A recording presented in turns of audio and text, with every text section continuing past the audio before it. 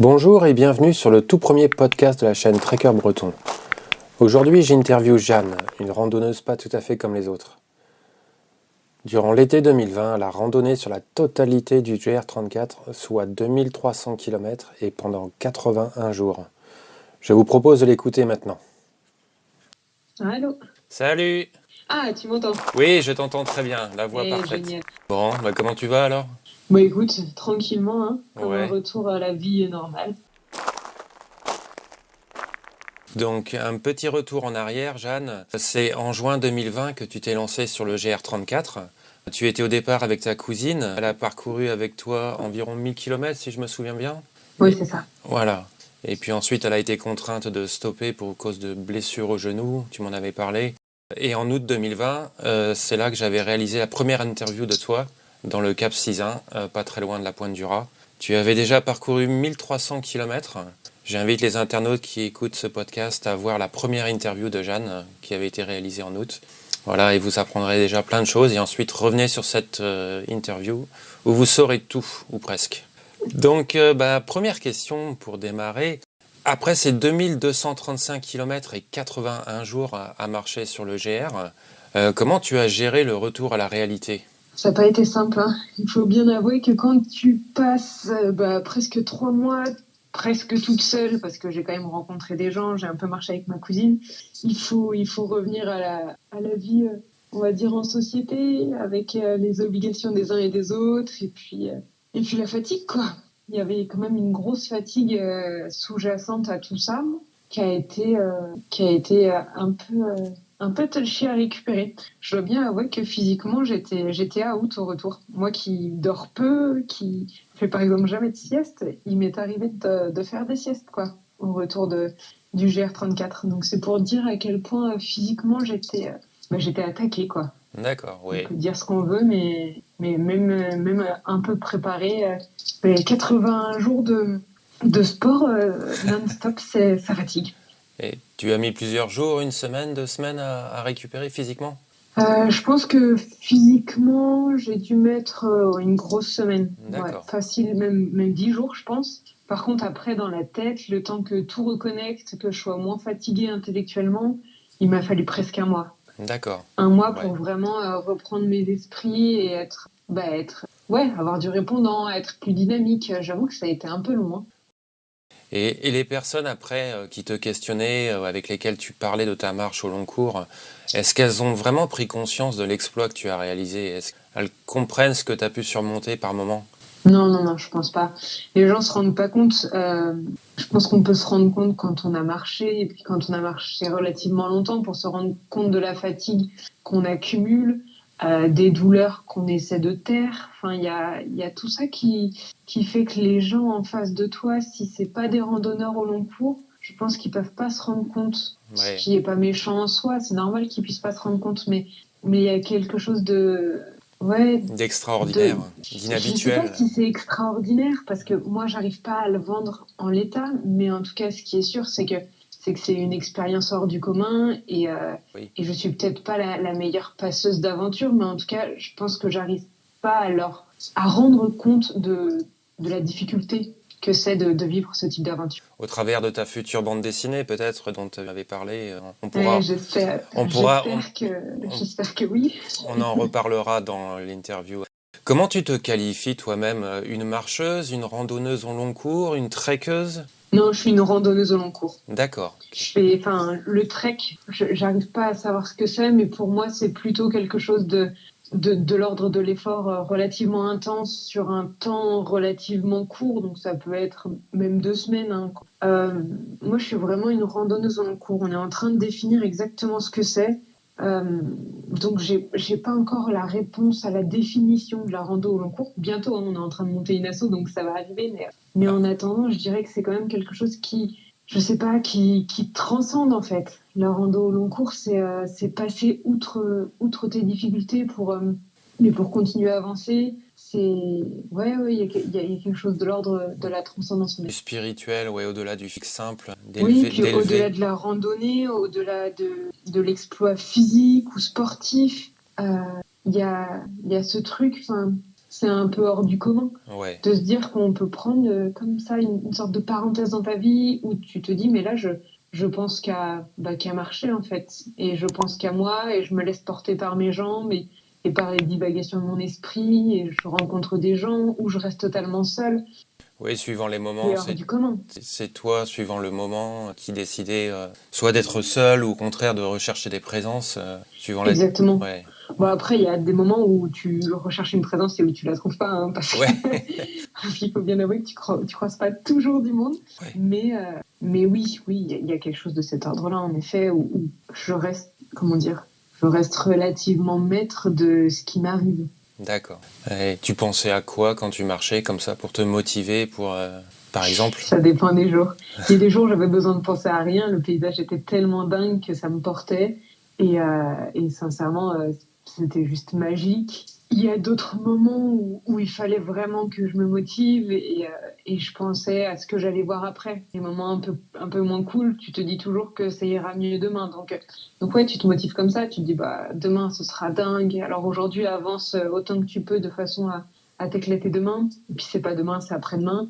Et puis il y a des moments où juste tu es dans un paysage agréable, sans plus, t'as pas trop de problèmes d'organisation et juste tu te laisses porter en fait. Tu te laisses porter Ouais. par tes jambes et t'avances et ça aussi quelque chose de totalement magique de pouvoir faire. Oui, d'improviser sur le moment, suivant le paysage, suivant ton état de fatigue. Et tu te... Ouais, et puis de laisser faire en fait. Si tu laisses faire Ouais, la vie, tu laisses faire le chemin, ouais.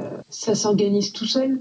Et par moments, je sais pas, c'est chouette Magique. aussi de pas prendre la tête et de juste accepter ce qu'on te propose, quoi.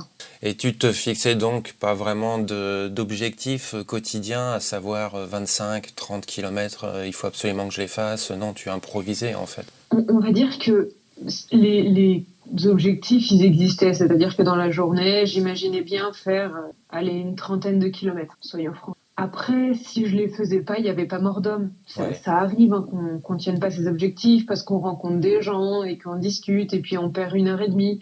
Et donc, bah, une heure et demie, c'est quand même 5 bornes, 4-5 bornes. Donc, ouais. bah, ça peut t'empêcher de tenir ton objectif. Après, il y a toujours un objectif d'organisation. Donc, un objectif d'organisation de l'ordre je sais pas, tu dois être avant 6 heures dans une petite supérette parce que tu n'as plus rien à manger et que tu sais qu'il n'y a que ça à la ronde. Tu sais pas trop où tu vas dormir et pourtant il va bien falloir que tu trouves. Donc il y a ça aussi. Donc il y a des jours, les objectifs, ils te font monter à 40 ou 45 kilomètres quand il y a des jours où il te faut seulement faire, oui, une petite vingtaine ou trentaine de kilomètres. Ça dépend vraiment de comment tu réussis à t'organiser à proprement parler, quoi. D'accord. Alors, au niveau matériel, question plus technique qui a dû, j'imagine, souvent été posée. Quel était environ le poids de ton sac hors nourriture et sans compter l'eau?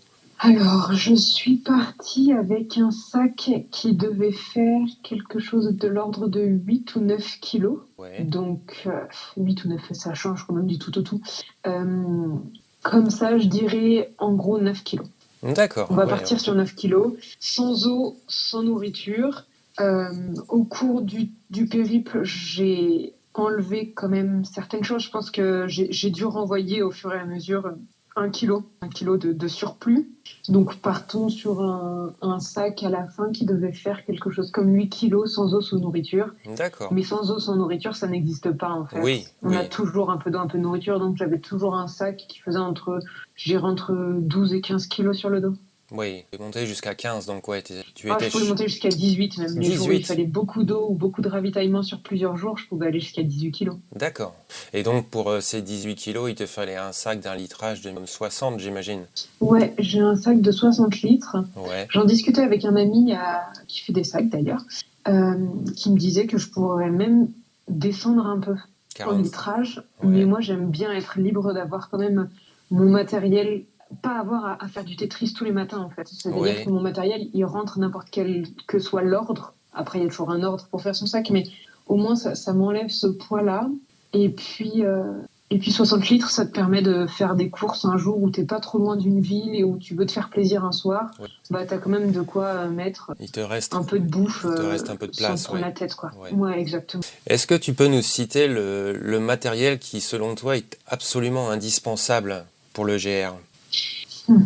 absolument Hor- indispensable pour le GR. Hormis bien sûr le duvet, le matelas, la tente. Quelque chose qui t'a vraiment été absolument indispensable. Les bâtons de randonnée. D'accord. Je les ai découverts sur le GR34 et alors en plus c'est les piquets de ma tante, donc je m'en déferai pas. Oui, Mais c'est c'est salvateur en fait, c'est salvateur pour les genoux, pour le dos. Ça continue à faire marcher le buste parce que sans ça, on est relativement exempt d'efforts en termes de même du travail des bras, des épaules. Donc c'est pas mal de conserver en fait un mouvement complet grâce au bâton. Ça permet en fait de conserver une ceinture abdominale bien ferme, d'avoir du mouvement dans les bras, ce qu'on a peu quand on marche avec un gros sac. Donc, ouais, les bâtons de randonnée, d'accord. sans douter une seconde, Ouais. sans hésiter. Et à l'inverse, est-ce qu'il y a du matériel dont l'inutilité sur le GR et tu as fini par te débarrasser? Tu parlais du kilo là que tu as renvoyé, c'était quoi? Euh, le kilo, c'était des mini-dés, parce que en fait, on prend jamais le temps de jouer. Ou quand on joue, on est dans un endroit avec des gens qui ont déjà des jeux, donc il y a pas mort d'homme là-dessus. Je voulais faire tout au long de mon voyage des petits bracelets. Mais pareil, traîner du fil, prendre le temps de les faire, c'est compliqué. Donc, j'ai troqué ça contre des feuilles pour faire des petits origamis. D'accord. Parce que voilà, ça permet de remercier les gens qui t'hébergent. Il y a toujours des gentilles personnes, donc c'est mon petit moyen à moi de leur dire merci. Qu'est-ce que je pourrais vraiment enlever? Il me semble que tu avais parlé de la frontale aussi que tu avais au Ah ouais, début. bien sûr. Ouais. Ouais. Ah, Alors elle m'a manqué sur la fin en fait. Je l'ai enlevée à mi-parcours et puis à la fin, le jour se couchant beaucoup plus tôt, pardon, ouais, je pouvais plus bouquiner le soir. Donc en fait, elle m'a manqué. Donc c'est vrai que je peux d'accord. pas dire que c'était pas utile parce qu'en fait, elle m'aurait été utile. Euh, D'accord. Laisse-moi réfléchir rapidement. Je Ouais. suis sûre que je vais trouver un truc. Hein. Je vais retrouver. Je te dirai dans la conversation, mais je pense D'accord. que je vais retrouver un truc vraiment inutile. Il y en a plein. Hein. On a toujours tendance à amener des choses en se disant ça peut servir et en fait, ouais. La seule chose que j'enlèverai jamais et que j'espère que je n'utiliserai jamais, c'est ma bombe au poivre. Je me traîne avec une bombe au poivre pour me D'accord. protéger s'il se passe quoi que ce soit. Ouais. Au niveau de la nourriture, pardon, est-ce que tu as rencontré des difficultés particulières pour te réapprovisionner, suivant les endroits où tu étais? Ouais, il faut bien se préparer en fait. Je sais pas, moi je dirais que il faut regarder sur les 3 prochains jours Ouais, et sur les 3 prochains jours, tu vois si vraiment tu réussis ou non à en gros, à trouver à manger. J'ai quand même eu certaines difficultés sur le GR, il faut bien l'avouer. ouais, Donc, je conseille de faire quand même attention sur certaines parties. On pourrait dire que c'est rien, mais au final, c'est bien galère quand on trouve vraiment pas à manger et que ouais, il faut se méfier. J'avoue ouais. qu'il faut quand même se méfier un minimum. Après, en regardant un peu les différentes cartes, on arrive toujours derrière à se débrouiller. C'est pas le problème, on va dire. Voilà. Mais le fait est que si on veut pas faire de stop, par exemple, si on veut vraiment faire tout à pied, il faut être capable soit de s'astreindre à faire 20 ou 30 km par jour pour être sûr de passer par un village et tout, soit d'avoir, je dirais, 2 jours et demi de nourriture dans son sac. Une réserve, ouais. Ouais, au cas où. J'allais te demander justement la fréquence de tes ravitaillements, mais c'est variable suivant les endroits et deux, Ouais, trois jours. c'est vraiment par rapport à où est-ce que je vais trouver à manger. D'accord. Ça dépend de ça. Si ça peut être tous les jours, moi ça m'arrange hein, parce que déjà ça me fait faire une petite pause le temps que je fais les courses et tout, donc c'est Ouais. bien. Maintenant, c'est pas toujours le cas. Il n'y a pas toujours des petites épiceries dans les villages du coin, quoi. Ouais. Donc, Et les villages ne il sont faut. pas toujours proches du chemin en lui-même. Il faut Ouais, en plus de sortir. ça. Ouais, ouais. Alors après, faire un petit détour, je trouve que c'est moins compliqué d'accepter de faire un détour aller d'1 kilomètre pour aller chercher à manger. Ça va. Mais D'accord. bon, même en faisant un détour d'1 kilomètre, de temps en temps, on croise rien. Ouais. Donc bon, partant de ce principe, il faut quand même se dire qu'il faut avoir, ouais, je dirais 2 jours et demi, en tout cas, de pâtes Liof ou des trucs comme ça à manger, quoi, des petites graines, un peu de Ouais. chocolat, un peu de pain, un truc qui peut te dépanner si vraiment Bah, t'as rien, quoi. justement, j'allais te demander, tu es plutôt nourriture lyophilisée pour leur côté rapide à préparer et hyper protéiné aussi, ou est-ce que tu es plutôt produits locaux trouvés en épicerie? Ouais, moi, je suis plutôt produits locaux. Hein. Je dois bien avouer que je fais partie de cette école-là. D'accord. Après, dans mon sac, j'ai toujours, c'est pas des produits Liof en vrai, hein, c'est des pâtes, tu sais, les nouilles chinoises là. Oui. Voilà. Moi, Oui. j'ai 2 paquets de nouilles chinoises Et je me dis, si vraiment j'ai faim un soir et que j'ai rien, bah, au moins j'ai ça. Et ça m'est arrivé, hein, je les ai utilisés, donc c'est pas D'accord. inintéressant de les avoir. Maintenant, je préfère faire travailler le commerce Bien local et sûr. acheter plus local, quoi. Ouais. Sur quelle partie du GR tu as trouvé que l'endroit était vraiment éloigné de tout le... Quelle était la zone la plus sauvage, je veux dire? Bah, la plus sauvage, je dirais que c'est le Cap Sidon. Ah oui, Ouais, le Cap Sidon, c'est hyper sauvage. Et après, je dirais, il y a aussi toute une partie après Audierne, toute oui, une partie où il y a des très grandes plages. Pareil, c'est pas très facile de se ravitailler, mais oui. donc c'est naturel, c'est magnifique, c'est trop chouette, hein. Mais donc voilà, il y a quand même des endroits où c'est un peu galère. Au début du chemin, je trouvais que c'était pas si compliqué que ça. Enfin, ça D'accord. allait encore, va-t-on dire. Mais ouais, on va dire après, Après Audierne, tu dis, ouais, toute la baie d'Audierne en descendant vers ouais, toute la baie le d'Audierne, et puis même avant Pamar. ça, avant le Ouais, Cap Sizun, enfin en fait tout le Cap Sizun. d'accord. Ouais, là, pareil, c'est un peu compliqué parce que le Cap Sizun, c'est hyper naturel Ouais. et les villages sont relativement loin, Ah oui, c'est toujours sachant 3-4 que... km, ouais. Ouais, ouais, c'est Et ça. pas mal de Sachant qu'en dénivelé. plus de ça, c'est pas mal de rando, enfin, c'est au moins 2, 3 jours pour faire le Cap Sizun. Ouais. Donc, ouais, donc, et puis ça monte et ça descend, c'est un peu funky le Ouais. Cap Sizun. Donc ouais, il faut penser quand même à se ravitailler sérieusement dans cette partie-là. Moi, c'est la partie qui m'a le plus tiré, où je me suis le moins bien alimentée, et arrivée à Audierne, j'étais pas au top. Oui, on s'était rencontrés un peu avant d'ailleurs, 2 jours Ouais, avant, je crois. Ouais. Bah, entre Douarnenez et en passant par la pointe du Rat jusqu'à la pointe de la Torche, c'est 125 km quand même. Et sur un ouais, dénivelé qui est vraiment costaud. C'est pas de la montagne, mais ouais, euh, ouais, ça monte bien. Enfin, ça monte bien et ça descend bien parce que en effet, ouais, c'est pas de la montagne, donc ça ne fait que monter et descendre. Et c'est pas simple de se ravitailler, mais même la pointe du Raz, c'est pas simple de se ravitailler. non, Donc au final, ouais, il faut faire attention. C'est vrai que ces 100 bornes-là, elles sont funky. ouais. Faut le savoir, mais après, elles sont pas infaisables et au contraire, c'était très chouette, hein. Et de même pour l'eau aussi, sur cette zone-là, C'est la trouver galère. des fonds, ouais, c'est pas simple. Pour le coup, c'est la galère. Bon, à la pointe du Raz, il y a toujours des commerces, donc on peut se ravitailler. La baie des Trépassés, il y a quelques maisons, donc on peut demander de l'eau. En fait, il faut, dès qu'on croise quelque chose, penser à se ravitailler en eau. Ouais. Moi, c'est ce que je faisais par principe parce que je savais pas ce que je pourrais croiser. Donc je me débrouillais N- pour toujours ravitailler en eau. Ne jamais manquer, ouais. Ouais, l'eau, c'est vraiment important. Autant la nourriture, bon, c'est compliqué de s'en passer, mais c'est faisable. Autant l'eau sur une journée, il faut pas manquer parce que là, on n'avance plus. Et au niveau de l'hébergement, maintenant je passe à ce côté-là, est-ce que tu as parfois eu des difficultés pour trouver des zones de bivouac? Non. Non. Non, non, franchement, c'est assez simple. Alors, sur le chemin à proprement parler, c'est pas toujours possible parce qu'on est vraiment proche de la mer, donc on est plutôt sur la falaise, on est hyper exposé. C'est pas le meilleur endroit, C'est... évidemment, pour bivouaquer.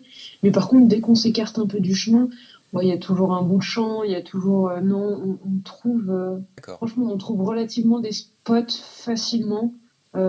J'ai vraiment pas ressenti de soucis de ce point de vue-là, en tout cas. D'accord. Par Et contre, si on veut dormir autrement qu'en bivouac, bah là, pareil, il faut s'organiser un peu en amont parce qu'il n'y a pas des campings partout, il n'y a pas des auberges il y a peu d'auberges de jeunesse, il y a peu de gîtes, voilà, c'est les hébergements en dur, il faut plus s'organiser. D'ailleurs, souvent, les hébergeurs, ils proposent de venir chercher sur le chemin ouais. parce qu'ils savent qu'il n'y a rien très proche du chemin et donc ils font cette démarche-là, en tout cas. Oui, c'est bien. Bah oui, c'est pas mal. J'ai rencontré pas mal de personnes qui font ça comme ça et écoute, ça a l'air de leur plaire. Donc, c'est le principal. Ouais. Est-ce que tu peux nous donner une idée des tarifs pour les différents hébergements que tu as utilisés? Alors, tout ce qui va être maison d'hôte et tout, hôtel, j'en ai pas fait. Donc, j'avoue que. Mais c'est relativement cher en Bretagne, hein. Ouais. Donc, je saurais pas te donner un ordre d'idée, mais c'est cher. Euh, Il y a quelques gîtes d'étapes, genre communaux. Il y en a pas beaucoup, hein, mais il y en a quelques-uns et c'est de l'ordre d'une dizaine d'euros pour un lit dans un dortoir, en fait, avec une cuisine commune et une salle commune, des douches communes. Pour les campings, ça va pareil, entre 5 et 15 euros par nuit, ouais. Quelque chose comme ça. D'accord. Euh, et puis, qu'est-ce que j'ai fait d'autre? Il y a quelques auberges de jeunesse qui existent, mais elles sont relativement chères au final, c'est entre 15 et 20 euros la nuit. Alors, petit-déj compris, certes, mais c'est pas donné. J'avoue que sur la fin, j'ai quand même beaucoup fait de bivouac, où j'ai passé beaucoup de temps aussi chez l'habitant. Donc, euh, donc voilà, mais entre les campings et on va dire entre l'alternance camping, bivouac, j'en ai eu pour, je sais pas, peut-être 5 euros par nuit si je lisse sur Oui, l'ensemble du une voyage, moyenne. quoi. Mais parce que j'ai pas mal bivouaqué, que Ouais. j'ai pas mal été invitée chez des gens, euh, ça aide à lisser, on va dire, plus bas. Parce que les hébergements, c'est un coût, enfin, c'est un vrai budget, il faut le Ouais, prendre en ouais, compte, tout quoi. à fait. Parler d'hébergement, de bivouac, j'imagine que certains vont demander ce que tu as comme tente. Je sais pas si on peut citer la marque. Vas-y, dis Bah toujours, hein. écoute, ouais, je vais la citer. Je suis pas sponsorisée par la marque, donc j'ai rien à gagner. C'est une Z-Pax. D'accord. C'est une super marque américaine. Là, pour le coup, c'est une toute petite entreprise américaine. Alors, il faut faire attention, les frais de douane et tout machin. Elle coûte relativement cher, mais elle est géniale. Elle fait environ, je crois qu'elle fait 580 grammes Ouais, pour une deux places, enfin deux personnes, quoi. Donc, c'est vraiment rien du tout. Il faut savoir qu'une tente européenne, pour la même place, oui, les mêmes deux places, c'est 1,1 kg, quoi. oui, minimum, et du bon modèle. Ouais, c'est du bon modèle Euh, déjà. Alors là, en ultralight, c'est quand même super chouette. C'est une très très bonne tente. Maintenant, elle nous protège moins bien du vent, de la pluie. oui, c'est une monoparoi. Exactement. Ouais, Mais de toute façon, à chaque type de tente et à chaque équipement, il y a des points positifs, des points négatifs. Il faut juste les connaître et après s'en accommoder. ouais, tout à Moi, fait. sincèrement, je m'accommode totalement du fait d'être un tout petit peu moins isolé du froid ou de la pluie. Mais par contre, de porter quelque chose qui me fait gagner quand même pas loin de 500 grammes, quoi. D'accord. Et tu avais un duvet type zéro, j'imagine, zéro confort? Ouais, j'avais un zéro confort en duvet de bois, D'accord. donc qui est censé tenir super chaud. Le problème en Bretagne, c'est qu'il fait humide tout le temps, Ouais, tout bonnement tout le temps. Et donc, que ce soit, enfin, le duvet d'oie, le problème, il est qu'il est très léger. Donc, c'est intéressant en termes de poids. Mais par contre, dès lors qu'il est mouillé ou ouais, humide, il marche moins bien. Ouais. ouais. Et là, sur les derniers jours, il faisait vraiment froid la nuit. Et j'ai eu vraiment très froid. Il a fallu que je dorme avec ma couverture de survie, toutes mes fringues sur D'accord. moi. J'ai eu super froid parce que mon duvet était en permanence humide. Alors, il n'était pas trempé, mais il était humide, quoi. Ouais. Donc quand il peut sécher parce qu'il fait bon dans la journée ou la nuit, ça va. Mais quand il pleut tout le temps ou qu'il fait froid, il n'a pas le temps de sécher. Et là, Ouais. pour le coup, vraiment la galère. Oui, sachant qu'il y avait la fatigue aussi toutes les journées précédentes à marche. On est plus Ouais. fragile, Évidemment, plus il y avait aussi sensible au la fatigue, froid. en effet. C'est vrai Ouais. il faut le prendre en compte. C'est indéniable qu'il y avait aussi ça, en effet. Mais mine de rien, je pense qu'il y avait quand même une question de matériel que j'avais peut-être pas très très bien géré. Enfin, Ouais. ça arrive, hein. Mais enfin, sur 81 jours, j'ai dû avoir froid en tout et pour tout 5 nuits. Alors c'était les 5 dernières, c'était pas les plus funky. Ouais. Mais en vrai, ça va. Et puis, si on trouve un endroit vraiment très protégé, dans une forêt, ou en règle générale, on a un peu moins froid. Donc, j'ai D'accord. essayé de compenser en faisant ça. Pour... De toute façon, c'est le jeu, hein. On apprend, on apprend. Ouais. Et pour les soirées un peu fraîches, justement, tu avais une grosse polaire, une doudoune, un coupe-vent? Alors, j'avais un coup de vent, une doudoune, et en dessous, j'avais même le sweat. Je suis pas certaine, je pense que je l'avais renvoyé, mon sweat, parce qu'en fait, il a fait super chaud, donc avec la doudoune, c'est suffisant. Mais j'avais un manche longue, un t-shirt manche longue en mérinos. D'accord. Mais voilà, même avec tout ça, j'avais quand même froid la nuit. J'avais des chaussettes, j'avais des gants, j'avais un bonnet. Ok. Sur la fin, j'avais froid. Oui, tu es arrivé vers la mi-septembre, je crois, à Je suis Saint-Nazaire. arrivée, début septembre. Ouais, mais en fait, début septembre, il y a eu une semaine de très froid en Bretagne, et puis après, ça s'est recalmé. Après, il y a eu redoux, et c'était trop chouette. Bah, pas de bol, moi, c'était ma dernière semaine, ça a été un peu compliqué. Tu as eu les 4 saisons en 80 jours. Voilà. Ouais, c'est pas loin de ça. Il n'y avait pas de gel le matin, mais franchement, je pense il faisait bien 3-4, enfin, il faisait même pas 3-4 degrés le matin, il faisait vraiment froid. Oui, au lever du jour, oui. Et Ah ouais, il humide. faisait vraiment froid. Ouais. Alors, une autre question qu'on a dû te poser, j'imagine aussi. À un moment ou un autre, est-ce que tu t'es senti en situation de danger sur le G1? Jamais. Jamais, Je me bien. suis jamais sentie en situation de danger, ou alors j'ai toujours réussi à m'en sortir sans m'en rendre compte, peut-être, hein.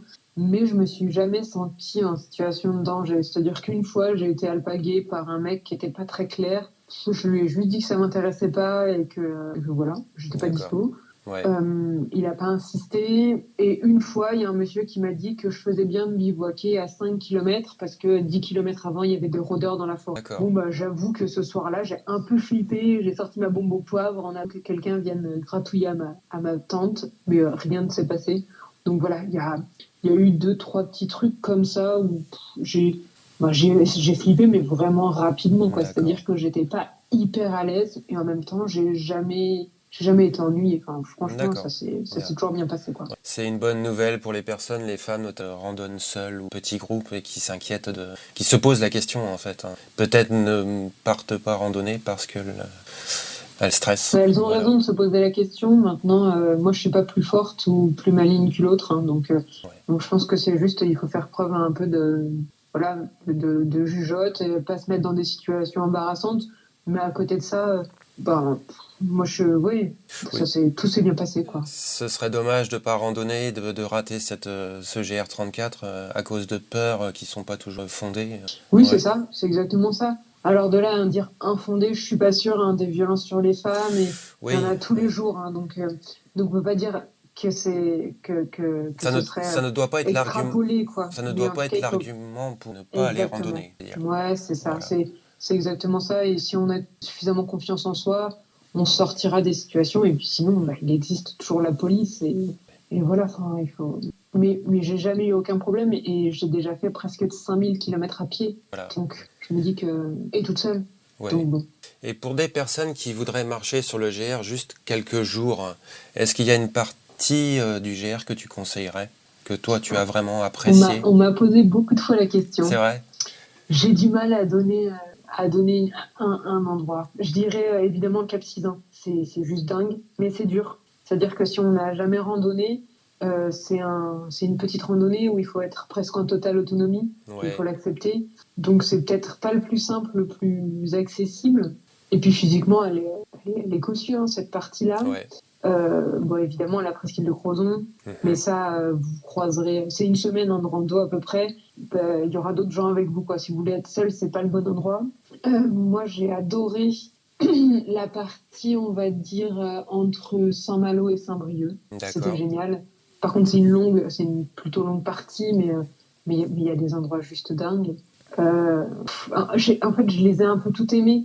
Pour différentes raisons, il y a des endroits où le paysage est à couper le souffle et d'autres où le paysage est moins à couper le souffle. Mais ça nous permet aussi de respirer, de reprendre une allure normale, de récupérer un peu physiquement et puis de profiter d'autant plus de ce qui va nous arriver ensuite. Donc, j'avoue que j'ai du mal à vraiment donner un très beau conseil par rapport à ça. Je dois bien l'avouer. Oui, tout dépend des personnes, si elles veulent marcher sur des zones plates ou au contraire fort dénivelées. Oui. Voilà. Ouais. Il y a vraiment, en plus, il y a de tout, quoi. Il y a des endroits ultra plats avec un peu de plage, il y a des endroits très vallonnés qui sont costauds. Donc, il y en a vraiment pour tous les goûts. Il suffit juste de savoir ce qu'on veut. Et comme la marche au long cours ou la marche en général a un côté addictif, ça je sais aussi de quoi je parle. Quel est ton ton prochain projet de marche au long cours? Eh ben, écoute, je vais partir mi-mai ou début juin. Ouais, je sais pas encore. Entre mi-mai et début juin, je vais partir du nord des Pays-Bas. Ouais. Je vais traverser les Pays-Bas, la Belgique, le Luxembourg, et ensuite les Vosges, le Jura, un peu de Suisse, et je vais finir par la traversée des Alpes jusqu'à Nice. Ça fait environ 3000 bornes. Et à ça, je vais rajouter 2-3 petites boucles qui m'ont l'air bien sympas dans les Alpes. Le tour Donc, du Mont Blanc. Je vais être à quelque chose 3000, 3005. Le tour du Mont Blanc, j'imagine, le TMB. Ouais, le TMB évidemment, le tour du Kéra et le tour de l'Ubaye. Bon, après, tu enchaînes par les Pyrénées, non? Un jour, franchement, elle me tente depuis tellement longtemps HRP, le HRP, je pense que je le ferai, donc pas cette année parce que je vais pas avoir le temps, mais oui, c'est un futur projet qui va pas tarder, qui si c'est pas pour cette année, parce que là, je vais déjà faire 3 massifs montagneux, je le ferai peut-être l'année d'après. L'année prochaine, je pense que le HRP passera pas à travers, c'est sûr. Ouais. Bon, bonne chance. Merci. On peut faire aussi un petit appel à mécénat. Je crois que tu recherches des sponsors.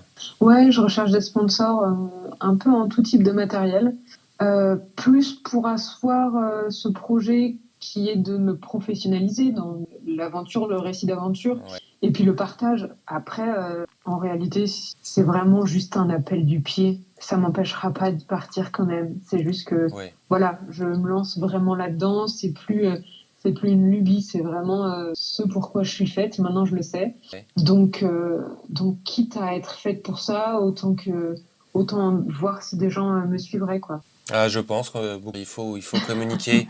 Je vais faire en sorte que l'interview soit vue par un maximum de personnes et Merci. on va trouver des sponsors. Voilà. Ouais, j'espère, on verra bien. Mais c'est comme tout, en fait, c'est la randonnée, ça permet aussi de relativiser. Et si c'est pas pour cette fois, ce sera peut-être pour celle Oui, d'après. oui, Et oui. puis, en fait, le simple fait d'être aujourd'hui randonneur au long cours, c'est aussi de se rendre compte que on sait pas de quoi est fait demain. Alors, ça peut être la grosse galère, mais ça peut aussi être un cadeau. Donc, je me prends pas trop la tête. Si c'est un cadeau, bah, c'est chouette. Et puis Ouais. si c'est la galère, bah demain ça ira mieux. Et c'est exactement ce que je suis en train de traverser et ce qu'on traverse tous avec le coronavirus aujourd'hui. Faut juste Ouais. essayer de relativiser un minimum. Alors, tu m'avais parlé, donc, et on en parlait au début de l'interview, de ton projet de bande dessinée. Tu as avancé sur l'idée? Ouais, totalement. Et ben j'ai Bien. fini d'écrire les 2 scénarios, donc ils sont à la relecture en ce moment même, D'accord. avec par des amis proches et des gens dans le monde de l'édition. Et puis doucettement, ça va voir le jour. Il faut savoir que écrire un livre, c'est laborieux et c'est difficile, hein, mais ça va relativement vite parce qu'il ne s'agit que de nous et notre crayon, notre plume. Et voilà, une page blanche. La bande dessinée, c'est vachement long. C'est des projets qui peuvent mettre des années à voir le jour Ouais. parce qu'on peut être plusieurs sur le projet. Enfin, en tout cas, un scénariste, un illustrateur. Enfin, c'est un vrai. C'est un investissement de temps, puis c'est un investissement argent parce que l'illustration, ça coûte très cher. Ouais. Donc bon, il y a quand même. C'est un gros challenge encore que je me suis lancé. Mais ça va être génial. En vrai, ça va être super chouette. Il faut juste, encore une fois, laisser un peu le temps à tout ça d'arriver. Mais bon, j'y crois. Sincèrement, ça va le faire. Oui, puis je pense que c'est assez original. Je cherche, mais je trouve pas de bande dessinée qui parle précisément de la randonnée au long cours comme ça. Il n'y en a pas. Il y en a pas, c'est ça, c'est ce que je pensais. Ouais. Enfin, en vrai, s'il y en a une aujourd'hui qui vient de sortir il y a peu de temps, qui s'appelle Americana. Je la conseille à tout le monde, elle est géniale. C'est sur le PCT, donc Ah le oui, long trajet aux États-Unis qui relie le Mexique au Canada en passant par la côte ouest américaine. ouais. Donc voilà, il y en a une aujourd'hui. Il mériterait d'y en avoir plein d'autres, hein. Quand même, la randonnée au long cours, c'est tout plein de choses hyper intéressantes qui se passent et qu'on peut ensuite réutiliser, même si on n'est pas randonneur au long cours, juste dans la vie de tous les jours. Donc en vrai, ça vaut le coup. Et puis, les paysages sont dingues. Et puis ouais, ça me plaît. En fait, j'ai vraiment envie de partager ce que moi j'ai découvert en randonnant. Et si je peux si je peux le partager avec d'autres personnes, bah, je serais ravie. Et puis si ça prend pas, ça prend pas et ça m'empêchera pas de continuer. Mais en tout cas aujourd'hui, tout ce que j'ai acquis et tout ce que j'ai appris sur moi, c'est grâce à la randonnée. Donc la BD, c'est juste un gros remerciement aux gens qui Ouais. sont autour de moi, qui m'ont toujours soutenu, qui me veulent du bien. Et puis voilà.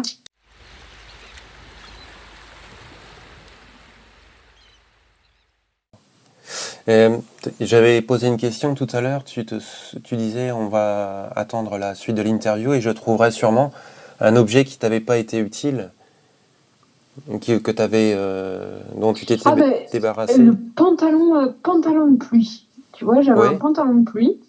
Donc c'est pas vraiment imperméable, c'est plutôt déperlant, mais c'est très épais. Ben, je le conseille pas. Je me dis, si on est mouillé, autant marcher en short ou en pantalon normal. Mais le pantalon de pluie, ça prend beaucoup de place, c'est relativement lourd pour pas grand-chose. Je conseille de partir avec un short et un pantalon de marche normal. C'est beaucoup d'accord. moins lourd et puis bon, ça fait l'affaire. Euh, Ça, tu vois, par exemple, c'est pas hyper utile. Tu vois quelque chose à rajouter là? Je pense que j'ai fait le tour des questions que j'avais préparées, moi. Bah écoute, je pense que Ah, la fameuse ce que question, j'ai peut-être oui, pas dit, oui, c'est que toutes ces épopées, toutes ces péripéties, toutes ces aventures que je m'impose, hein, que je crée, Je l'ai fait par plaisir, mais je l'ai fait aussi parce qu'elles m'ont permis d'avoir plus confiance en moi, Ouais. d'être plus résiliente. C'est-à-dire qu'il y a beaucoup de choses qu'on apprend dans la difficulté. Euh, et ça fait aujourd'hui de moi, je pense, une meilleure personne. Et quand je dis meilleure, je me compare pas à quelqu'un d'autre. Juste moi vis-à-vis de moi et ce que j'attendais de la vie. Je me sens bien mieux avec qui je suis que quand j'avais un emploi et que je faisais tout bien comme tout le monde, entre guillemets. Aujourd'hui, ma différence, c'est ce qui fait ma force. Et j'en ai plus honte.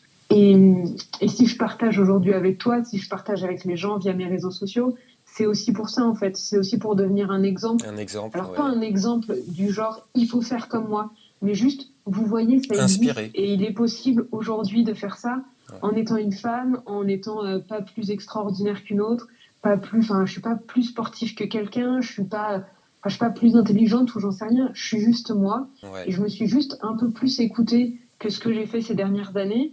Et j'ai osé et ça a fonctionné et j'en suis heureuse. Et c'est pas simple, hein. Tous les jours, même c'est compliqué. Tous les jours, c'est une bataille contre moi, mes peurs, les attentes de la société et tout ce qu'on peut, entre guillemets, te reprocher pour te faire rentrer dans les cases, hein, parce qu'il faut toujours rentrer dans des cases. Et si aujourd'hui, moi, je peux juste montrer qu'il est possible de faire autre chose, mais en fait, déjà, j'ai gagné mon pari.